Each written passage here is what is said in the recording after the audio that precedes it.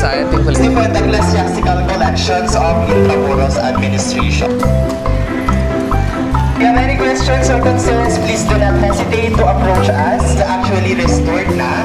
And if mapanas na Tolentino Church, gawa po yun ng mga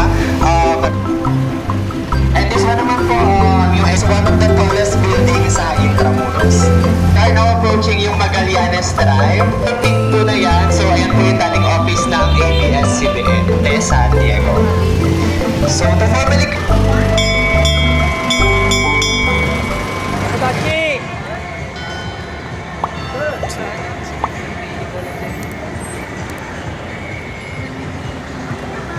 Dito na naman tayo sa Intramuros dahil may kalinga. Ano ba tawag doon? Yung madaming tinda.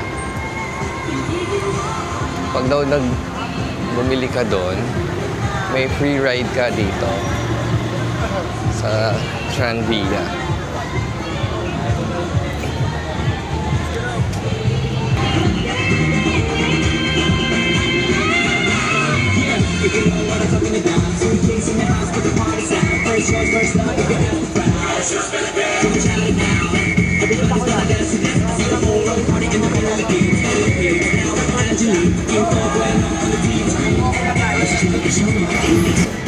Kadiwa ng Pangulo pala yang sa Intramuros itong event na bibili ka ng ng mga products sa Kadiwa. Wala namang minimum purchase para makasakay ka dito sa Tranvia. Open siya every weekends of March, 6 a.m. to 6 p.m. 25 slots per batch. So today maaga ako nagpunta, kaya lang ang next batch na is 3 p.m. at 3:30. So dalawang batch na lang today. Ito. Gusto ko talaga itong i-try noon pa. So, tingnan natin kung ano mabibili natin para makapag-pre-register tayo. So, babalik na lang tayo mamayang hapon.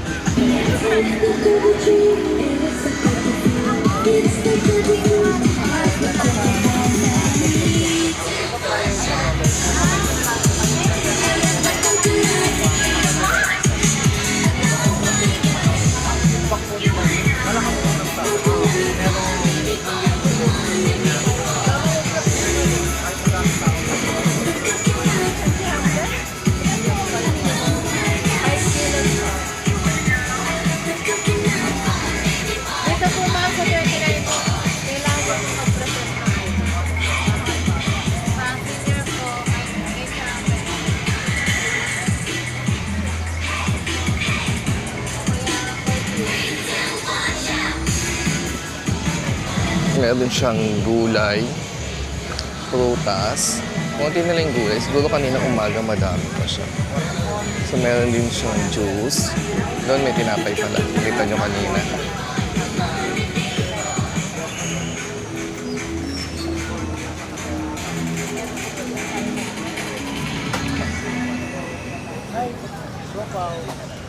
Hi. Herbal oil. You are a friend of mine. We have coffee. Sir, for dry skin. Mamaya, you recommend to your... Meron tayong mga native products.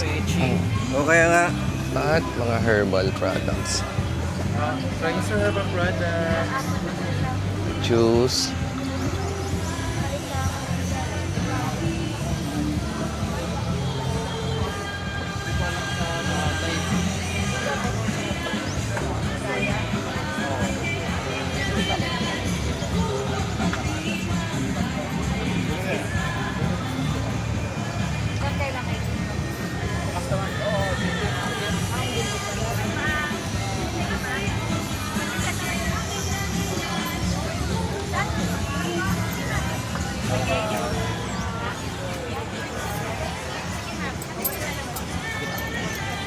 That's a Hello. dried fish.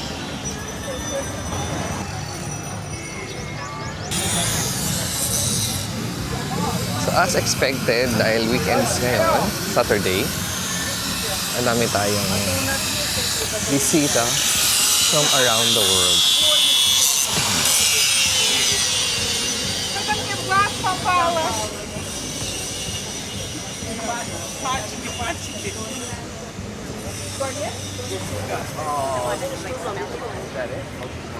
Okay.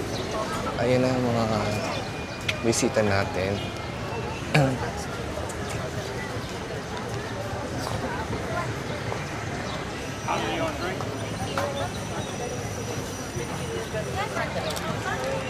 Buy one, take one. Okay, buy mo na. Buy one, take one. Ito po. Subukan nyo na, sir. It's very healthy. It's no pork. Only vegetable. Hi, would you like a coffee? No, I'm just looking. Thank you. Yeah, you try it. How much is it? Ano po? 150 po, dalawa. 270. 270 pa ang bayaran. 270. Free Oh, na po. thank you. Free nyo na po. Gusto niyo po ba may papel? So, nakabili na tayo. So, magpaparegister na tayo for 3 p.m. Ganda kaya yung bigas na yan.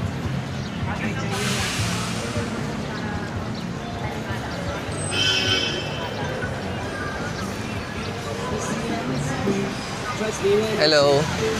Hindi, baka mag-clean bigla po. Sir. Pa-register na kami. Para mamaya. 3 p.m. 3 p.m. So, balik na lang kami ng 3 p.m. Sir, pili na lang kayo. Kasi may price po yung iba dyan. Isa lang. Dalawa po. Tap. Ito, sir.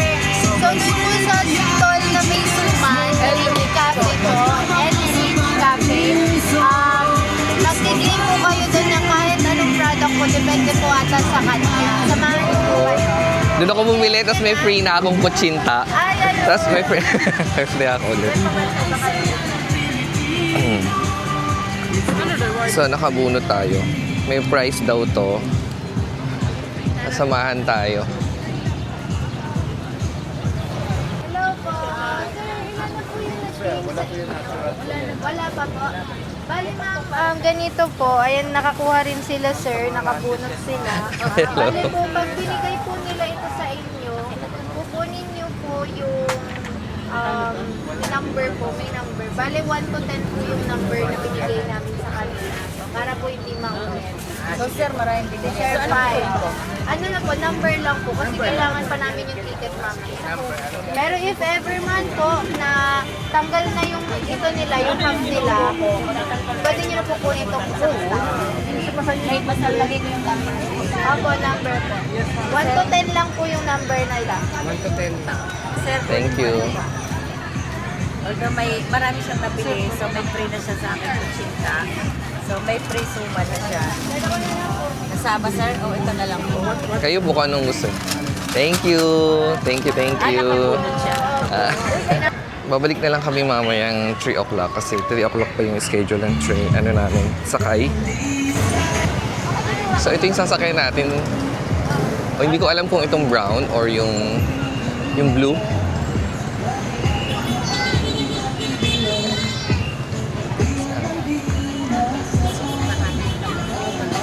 Nakakatuwa.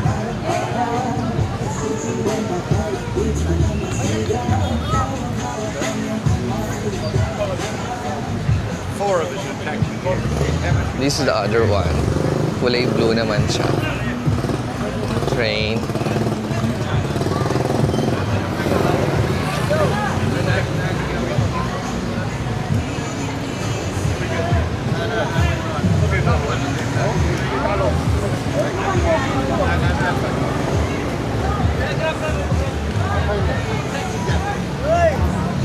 Taxi, sir, taxi. Ito yung isa, ito yung kulay blue. Tranvia.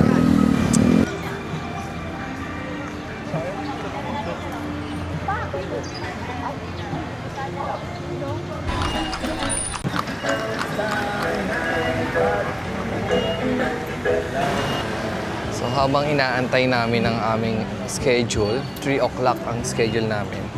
Na sumakay dito. Nakaparada dito, so akatin muna natin yung train.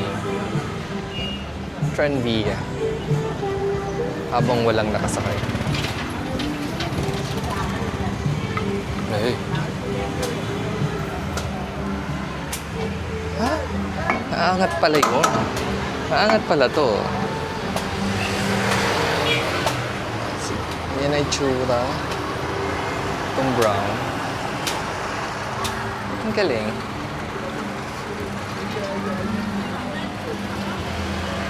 Front view ng Tranvia.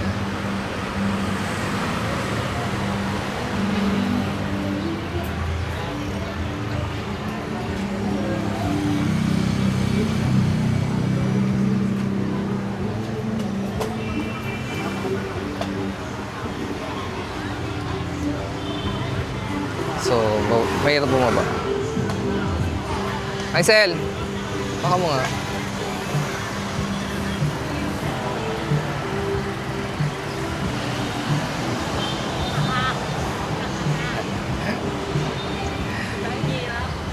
Oo, mahirap dito sumakay. Pero may kalembang siya.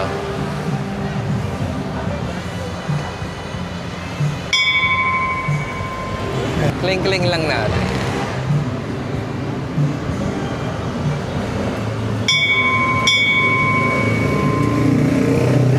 Alis na. Charot.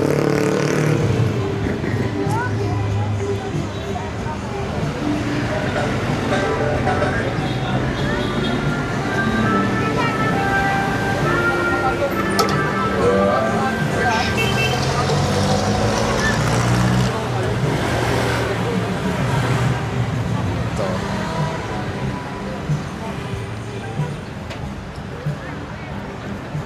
So,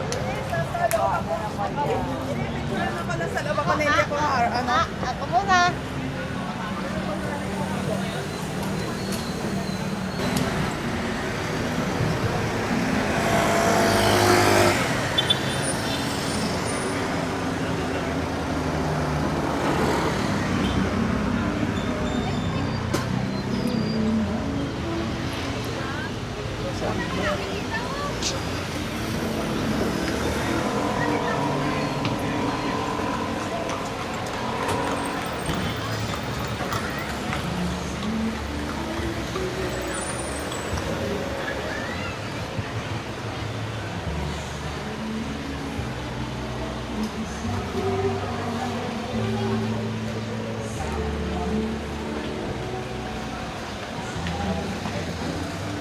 ito magandang seat. Ting, ting, ting, ting.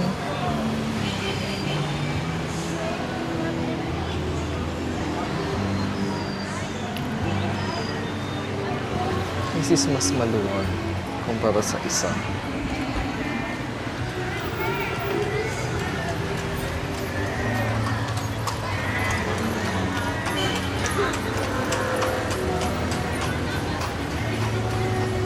So before we begin, we'll just give safety reminders. So you are allowed to take pictures and videos, but please be mindful of your belongings. And kindly refrain from standing while the Tranvia is moving. If you have any questions or concerns, please do not hesitate to approach us and our Kuya driver. So are we all set? Are we waiting for the others pa po ba? Paso na lang. So ayan, to resume our tour, so intramuros comes from the two Latin word, intra, meaning within, and muros is walls. So it combined yung dalawang words, so within walls, and intramuros was actually covered by walls, built by the Spaniards to protect their settlements in Intramuros in 1500s. So we were colonized by the Spaniards 333 years, and they built different institutions here, including military base, churches, religious institutions, government offices, and of course, schools. So on this side, you may see the Fort Santiago, one of the famous attraction in Intramuros. So Fort Santiago is the main citadel and fortress of the Spaniards. And this one is Palacio del Gobernador, the orange building. So that is the former Governor General's residence. So right now it is it houses government offices including COMELEC and of course Intramuros Administration's office. And we are now approaching the Arzobispo Street. We can also see there the Archbishop residence of Manila. And did you know that Intramuros during the Spanish colonial period has 7 churches? It includes the Manila Cathedral and San Agustin Church.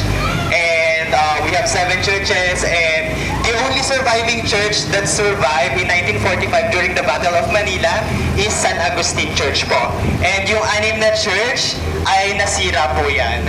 And on your left is Manila Cathedral. So yung makikita po natin na Manila Cathedral ngayon, so that is the 8th version ng Manila Cathedral. It was heavily damaged during the Battle of Manila and in 1945, and it was also hit by different earthquakes it includes the 1863 earthquake and largely damaged by sunog po. So tinamaan siya ng sunog. So ito po yung sinasabi ko na Archbishop residence. So the Archbishop, it houses the residence of the Archbishops of Manila. And we are now approaching one of the newest tourist hub of Intramuros, the Centro de Turismo Intramuros. So Centro de Turismo Intramuros is a museum that tells us the story of the history of Intramuros. So from pre-colonial period, Spanish colonial period, American period, Japanese, World War II, and the restoration of the walled city of Manila. And this one is Museo de Intramuros. It houses different ecclesiastical collections of Intramuros administration. And in your left, so this is also one of the projects of Intramuros administration. So dati po yung site ng Ateneo Municipal.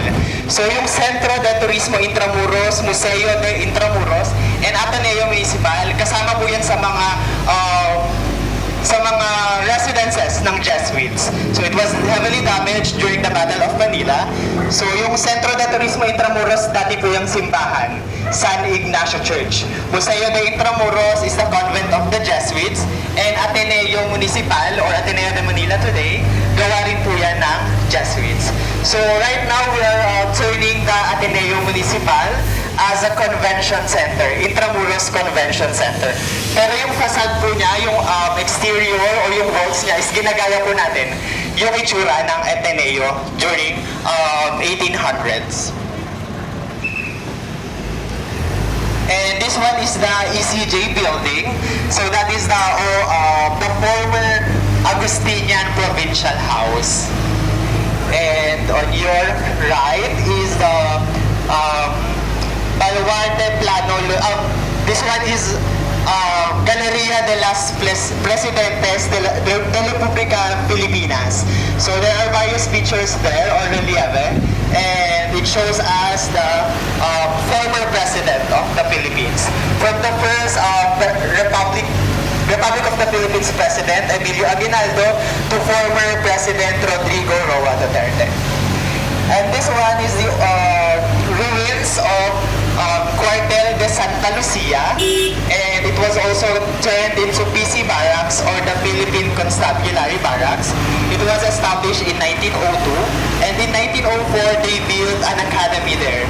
So yung kilala po natin ngayon na Philippine Military Academy ay dating nasa Cuartel de Santa Lucia. And yung Philippine Military Academy, lumipat na po sila ngayon sa may Baguio. This one naman po is also another historical site sa Intramuros. So dati po yung Beaterio de la Campaña de Jesus or yung Religious of Virgin Mary. Ngayon po, isa na rin po siyang museum inside the walled city of Manila. So that is the Bagong Bayan Lights and Sound Museum. Na kung saan it tells us the story of the life of one of the national hero of the Philippines, si Dr. Jose Rizal. And kung kinukwento rin po niyan kung paano naging mahirap yung paglaya ng Pilipino sa kamay ng mga Espanyol. So this one naman po is Baluarte de San Diego, another military base na nagawa ng mga Espanyol. So sa loob po, makikita po natin dyan yung ruins na parang maze, yung bilog. But actually, hindi po siya maze. It is also part of our history. And yun po yung ruins ng isang tower. And it was also breached during the British occupation. And during the American period, tinabunan po nila yung ruins ng tower na yon. So luckily, na-protect po siya noong 1945 and by Intramuros administration, in-excavate po siya. And right now, it is one of the tourism sites sa Intramuros. So this walls naman po in this street is called Muralia. So yung Muralia po in Spanish is walls. So since you will get to see walls of Intramuros, so pansinin niyo po yung walls ng Intramuros. So kung mapapansin niyo po, if flat surface yan, it is actually restored na. And if mapansin niyo po na kung yung walls ay may mga gunshots, it means that it survived the war in 1945. And that one naman po is one of the famous public schools sa Intramuros, yung pamantasan ng lungsod ng Maynila. So dati po, it was the first compound ng mga Jesuits. On your right naman po is, on your left is the Department of Labor and Employment. So, of course, we have various government offices sa Intramuros. So yung DOLE po, we have the COMELEC and Intramuros Administration. So we are now approaching the former site of San Nicolas de Tolentino Church, one of the 7 churches sa Intramuros.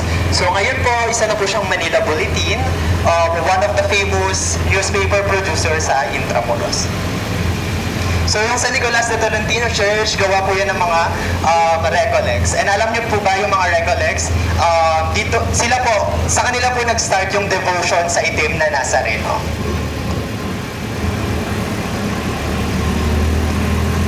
This one naman po is Manila High School, one of the old high school, public high school in Manila.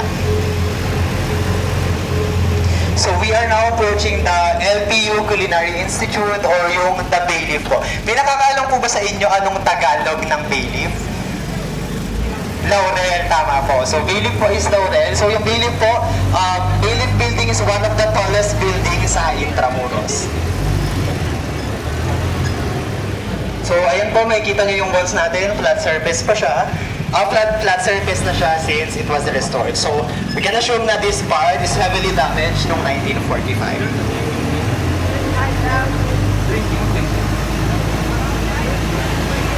So, another famous schools in the Philippines, yung Mapua University, School for Technical Courses, such as yung Architecture and Engineering. So, yung Mapua University po, that is the former site of San Francisco Church.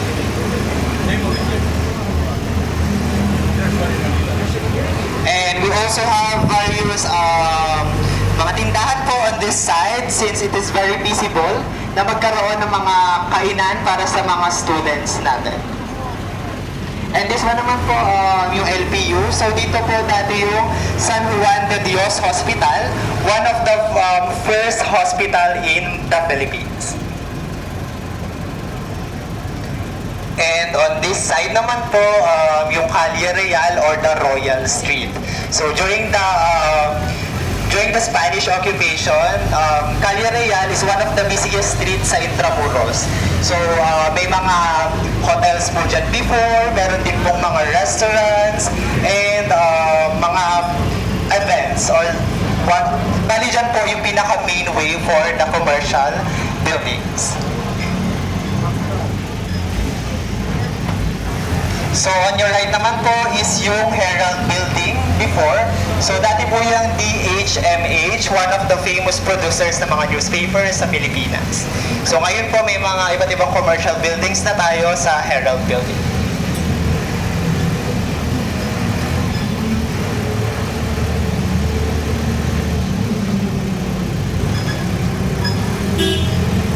So another famous school sa Pilipinas na nasa Intramuros is yung Colegio de San Juan de Letran. So yung Colegio de San Juan de Letran po is school for orphanage before, and isa po yung Letran po yung pinaka-oldest school sa Intramuros. So dito po, kitang-kita natin yung bakas ng gunshots. So yan po, may mga bakas pa po yan. So probably these walls survived the war in 1945. And on this side naman po, sort of chambers. So dyan po nilalagay yung mga products before, especially during the Galleon Trade. So these walls po actually, yung nasa labas po niyan is the Manila Bay na. So dyan po dumadaan yung mga ships and dyan iniiwan yung mga products sa loob ng shippers.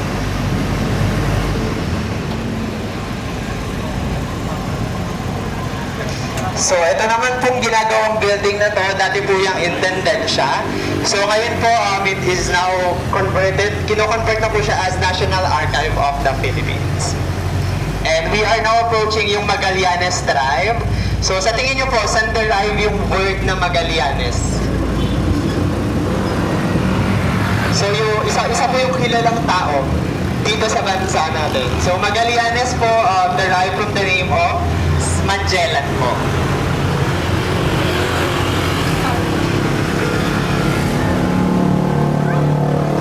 So, we're now going sa may Pasig River Esplanade, one of the newest attractions sa Intramuros where you get to experience po yung view ng Pasig River. So, under the project of Pasig Bigyang Buhay Muli, so ayan, we have a newest attraction in Intramuros. So we suggest to invite your friends, your relatives, your families, and your mga jowa, yung jowa nyo po. Mga jowa. Isa lang po dapat.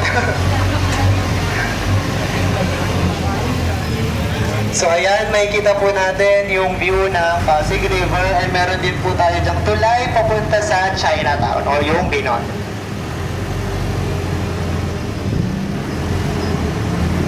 So imagine po, ngayon, ganun makadumi yung mga tubig. But before po, of course, Pasig River is kilala sa pinakamaduming river sa Philippines. So ngayon po, we are trying our best na i-clean pa yung Pasig River para mas maging, ma-promote pa po yung tourist site natin and mas maging accessible siya sa mga tourists natin.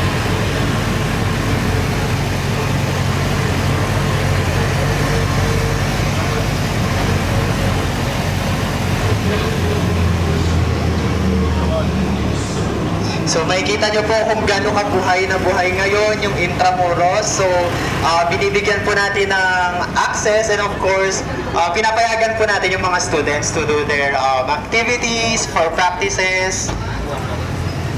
So this one naman po is a monument on your right. It's a monument of so this is a Plaza Mexico na makikita po natin yung monument ng relationship ng Philippines and Mexico during the Manila-Acapulco Galleon Trade. Making the Philippines one of the making the Manila one of the developed cities sa Philippines. So yan po, dito po yung main route nila. And ayan po, it provides different products from Europe, from different products from Asia. Ayan po.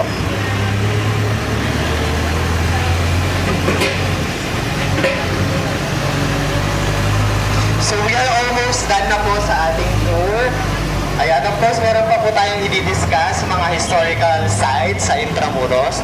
So ayan po, on this side naman po, yung white building sa may left nyo po yung BPI. So that is the former site ng Santo Domingo Church ng mga Dominicans. And itong BF Condominium naman na po, na yan, yung red building. So dati po yung University of Santo Tomas. Gawa rin po yan ng mga Dominicans. So, ayun, hindi niyo po ba napansin na yung mga church before, meron po silang mga katabing schools, such as yung San Ignacio Church, na may Ateneo de Manila, yung Santo Domingo Church, na may University of Santo Tomas. And on this side naman po, mga American era building. So, yung color pink po na yan, so ayan po yung dating office ng ABS-CBN. And this one naman po is yung Ayuntamiento. So ngayon po is another government office sa Intramuros. So dyan po ngayon yung Bureau of Treasury. So ayun po sa pinakadulo, yan, diniscuss na rin po natin yung Manila Cathedral. So ito naman po is yung Plaza Roma. So the symbolic heart of Intramuros or the main civic square of Intramuros. So did you enjoy naman po yung pag-explore natin sa Intramuros? So ayan po, we recommend you guys to explore more sa Intramuros. We have various sites that you can visit sa whole city of Manila. We have the Port Santiago, the Centro de Turismo Intramuros, Museo de Intramuros, and Baluarte de San Diego. So to formally close our tour, before we close our tour, any question po? May mga concerns po ba kayo? Yes, to formally end our tour on behalf of Tourism Promotions Division of Intramuros Administration, maraming salamat po sa pagbisita sa Intramuros. Salamat po. So ayan, mag-iingat na lang po tayo sa pagbaba. Dito na lang po lahat. Dito na lang po para po hindi tayo masyadong exposed sa daan. Maraming salamat po.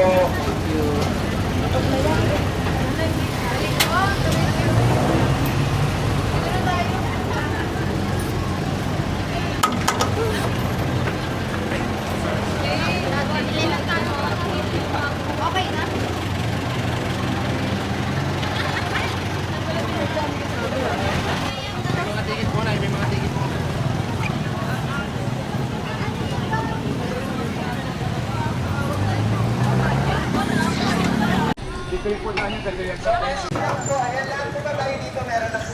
So we're done with the Tranvia tour.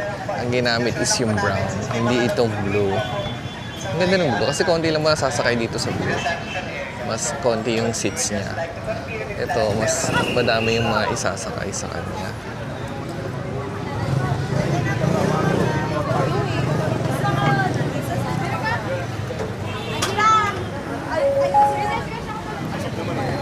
So lahat po ng mga may stop na for 3:30 p.m. schedule, so pwede na po tayong sumakay para po ma-estimate namin. May mga